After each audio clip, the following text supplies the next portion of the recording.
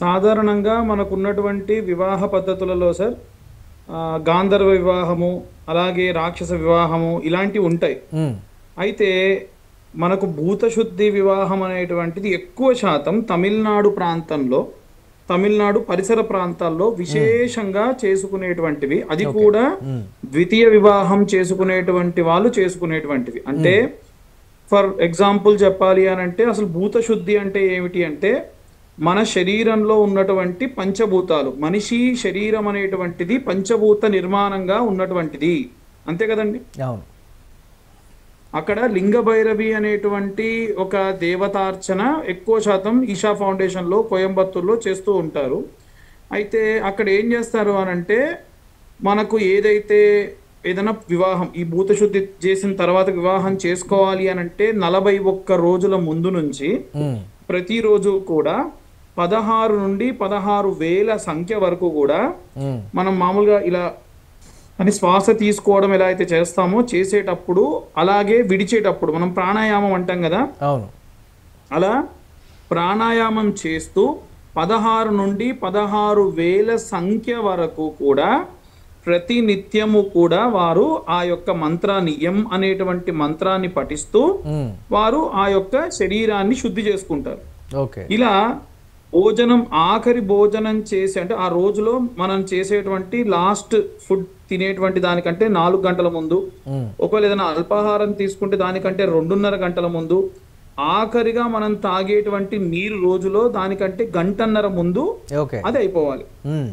అలా ప్లాన్ చేసుకొని నిత్యం అలా 41 రోజుల పాటు చేసి అక్కడ నిత్యాగ్నిహోత్రం జరిగితే నిత్యాగ్నిహోత్రంలో పాల్గొని, హ్మ్. అంటే ఇవన్నీ కూడా ఎందుకు చేస్తారనంటే నేను తెలిసి తెలవక హ్మ్. నా యొక్క మొదటి వివాహము ఎన్నో రకాలైనటువంటి అంటే తప్పిదముల వల్ల జరిగిందని కానివ్వండి, జాతక సమస్యల వల్ల జరిగిందని కానివ్వండి, హ్మ్. ఇంకా మునుముందు ఇలాంటివి జరగకూడదని చేసేటువంటిది ఇది.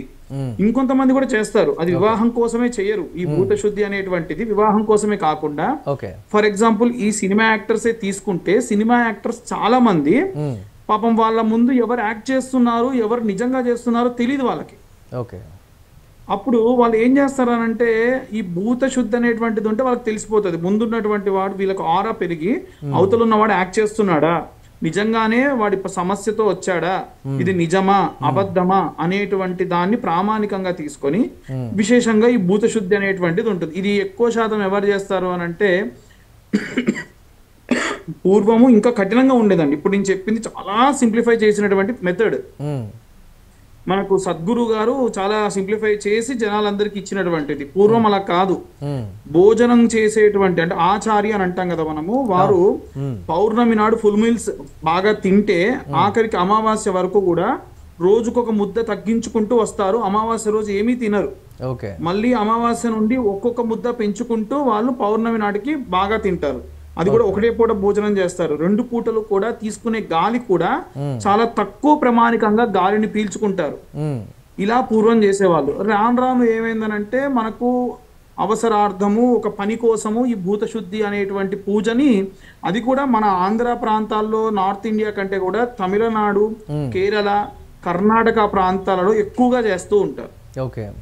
ఇలా చేసినప్పుడు ఆ పనులు సిద్ధిస్తాయి, ఆ పనులన్నీ కూడా అవుతాయి అనేటువంటి నమ్మకము చాలా మంది. పూర్వము ధనుష్ గారు కూడా ఇలాంటివి చేసి ఉన్నారు, బయటికి తెలియలేదు అంతే. ఓకే. ఇంకా చాలా మంది మనకు కర్ణాటక నుండి రాజ్ కుమార్ గారు కూడా ఈ యొక్క ప్రక్రియలో మెడిటేషన్ లో ఇవన్నీ చేసేవారు. అందుకే ఆయనకు విపరీతమైన ఫ్యాన్ ఫాలోయింగ్, ఆరా అనేది చాలా ఎక్కువ. హ్మ్. మనకు ఆరా అంటే సింపుల్ అండి, ఏం లేదు. ఒక అవతల మనిషి, ఒక మనిషి అనేటువంటి వాడు రాగానే మన ప్రమేయం లేకుండా లేచి నిలబడతాం. ఓకే. హ్మ్. అతను మంచి పర్సన్, మంచి భావము, అతను ఎవరు ఏం తెలియదు మనకి. అవును. ఆటోమేటికల్ గా మన శరీరంలో ఉన్నటువంటి జీవుడు అలా నిలబడతాడు.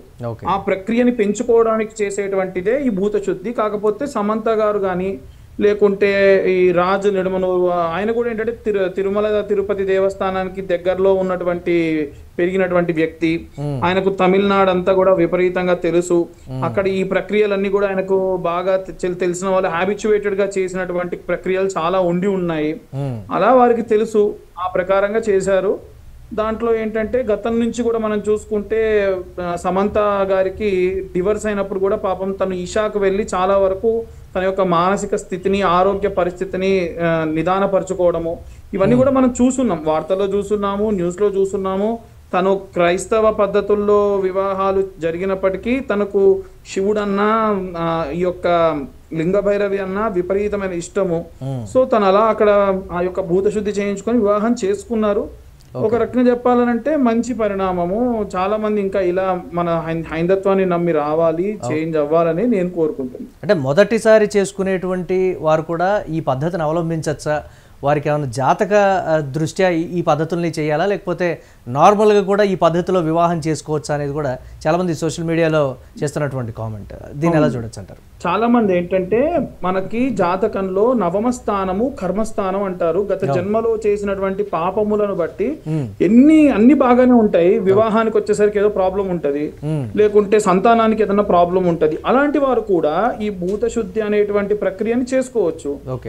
ఇంకొకటి ఏంటంటే అక్కడికి వెళ్తే మన కోసం ఎవరు చేయరు. మనం మన దగ్గర మన తెలుగునాట ఏంటంటే మన కోసం ఒక పురోహితుడు జపం చేయడం, పూజ చేయడం. అక్కడ ఏం చేస్తారు, ఈషాలో మనల్ని కూర్చోబెట్టి మనతో చేయిస్తారు. సో ఈ విధంగా అంటే అక్కడ వాళ్ళు చేసే ప్రక్రియలు చేస్తున్నా మనతో కూడా చేయిస్తారు.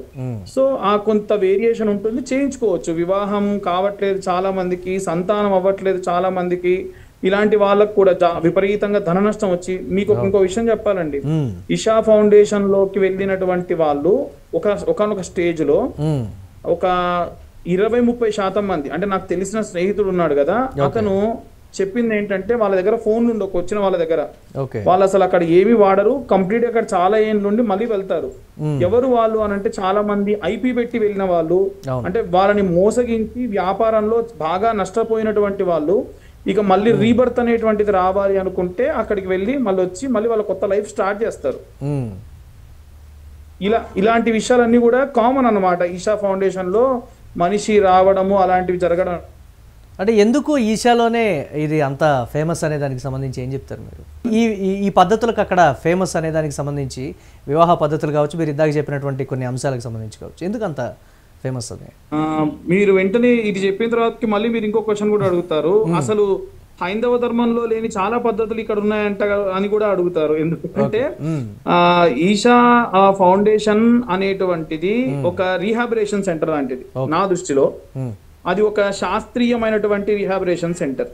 మానసికంగా కూడా ఉపయోగపడుతుందా? మానసికంగా అంతే అండి. మానసికంగా ఇబ్బంది పడుతున్నటువంటి వాళ్ళు ఎవరైనా సరే, ఫిజికల్లీ మెంటల్లీ ఇప్పుడు ఉదాహరణకు మనం గానగాపురం తీసుకుంటాం అండి. గానగాపురంకి మీరు పౌర్ణమి రోజు వెళ్తే విపరీతంగా అప్పటిదాకా మన పక్కన మూడిగా ఉన్న పిల్లవాడు తన లోపల ఏమైనా సరే విపరీతమైనటువంటి శక్తులు ఉండుంటే అమాంతం లేచి వెళ్ళిపోయి ఒక పోల్ మీద డాన్స్ వేస్తాడు. ఇప్పుడు అక్కడ మీరు పాదుకలకు పూజ చేస్తారు, అది ఒక గురు స్వరూపం కదా, అక్కడ ఎలా పూజ చేస్తారని మీరు క్వశ్చన్ చేస్తే, ఇప్పుడు అక్కడ కొంతమంది సిద్ధులు ఉంటారు, అక్కడ వాళ్ళు కొంతమంది ఏంటంటే అక్కడ ఉన్నటువంటి సంఘంలో స్నానం ఆచరిస్తారు. హలో, చెప్పండి, అక్కడ పూజలు చేస్తారు, అక్కడ ప్రదక్షిణాలు చేస్తారు, అక్కడ వాళ్ళు భంగు కూడా తాగుతారు. ఇదేంటండి మీరు పోయి అక్కడ పూజ చేస్తారు అని అంటే, కొన్ని రకాలైనటువంటి మన శరీరంలో ఉన్నటువంటి దుష్టత్వం పోవాలనంటే అక్కడ కొన్ని రకాలైనటువంటివి జరుగుతాయి. అలాగే ఈషా ఫౌండేషన్ లో మన ఎక్కడ కూడా మన హైందవ ధర్మంలో లేని కొన్ని మంత్రాలు కానీ లేని కొన్ని ప్రక్రియలు ఉంటాయి. అవి నా దృష్టిలో ఏంటంటే నేను కూడా వ్యతిరేకించాను అనమాట. ఇదేంటిది, ఇది కరెక్ట్ కాదు కదా అని. కానీ చాలా మంది కొంతమంది అక్కడికి వెళ్ళి వచ్చిన వాళ్ళు ఏం చెప్పారనంటే, whatever it may be, వాళ్ళు ఏమి నీతో నమాజ్ చేయించట్లేదు, ఓ ప్రభువారా అని చెప్పేసి ప్రేయర్ చేయించట్లేదు. తిరిగి మళ్ళీ ఏమంటున్నారంటే శివుడికి ప్రేయర్ చేస్తున్నారు, మనలో ఉన్నటువంటి బాధ తొలగించుకునేటువంటి విధంగా వాళ్ళు ప్రయత్నాలు చేస్తున్నారు. మంచిదేగా, మనం జనాలని ఒక రకమైనటువంటి స్వస్థతను చేకూరుస్తున్నప్పుడు అది శుభం, మంచి కోరుకోవాలి, మంచి అనుకోవాలి అనేది నా ఉద్దేశం.